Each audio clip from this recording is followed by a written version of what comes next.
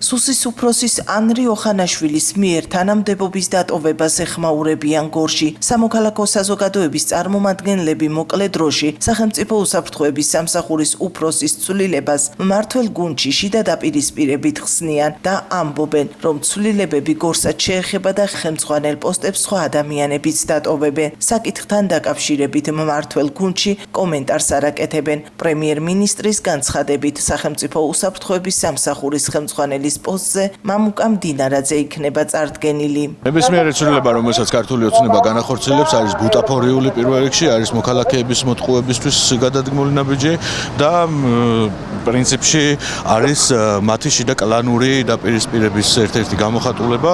მათი ინტერესი არის ის, რომ როგორღაც თავისი პირადი ინტერესები წინა პლანზე კონდეთ, გაძლიერდნენ, საკუთარი კეთილდღეობა უფრო მეტად გაიმყარონ და აქედან გამომდინარე ეს რაღაცა ცვლილებებიც ემსახურება მხოლოდ და მხოლოდ ამ მიზანს. სხვა დანარჩენ შემთხვევაში ქართულ ოცნებას არასდროს აინტერესებდა ამ ქვეყნის ბედი, არასდროს აინტერესებდა მოქალაქეების ინტერესები და მოქალაქეების კეთილდღეობა და მათი გადადგმული ნაბიჯები სხვა არაფერია გარდა მათი საკუთარი პირადი ინტერესების განხორციელების.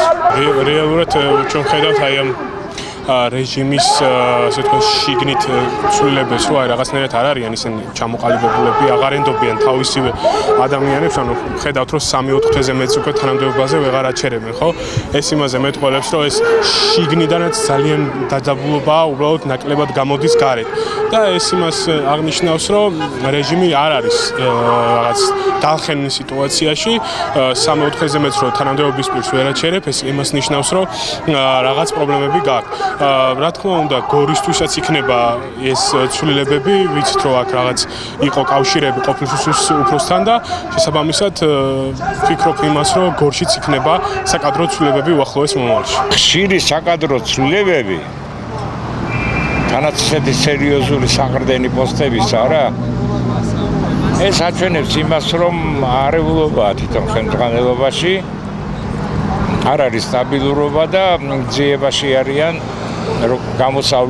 გამოსავალი როგორ ნახონ. მაგრამ როდესაც თავარ ხელმძღვანელს იმდენიც არ ესმის, რომ მისი ძირითადი მოვალეობა ხალხის ერთსულოვნობა, ხალხის ურთიერთთანადგომა, ურთიერთსიყვარული, პატივისცემა და არა სიძულვილის წესვა და დაპირისპირება, ახლა რომელ კადრებზე შეიძლება ვილაპარაკო და კადრების შერჩევა. აქ ზედმეტია რა მაგას ლაპარაკი.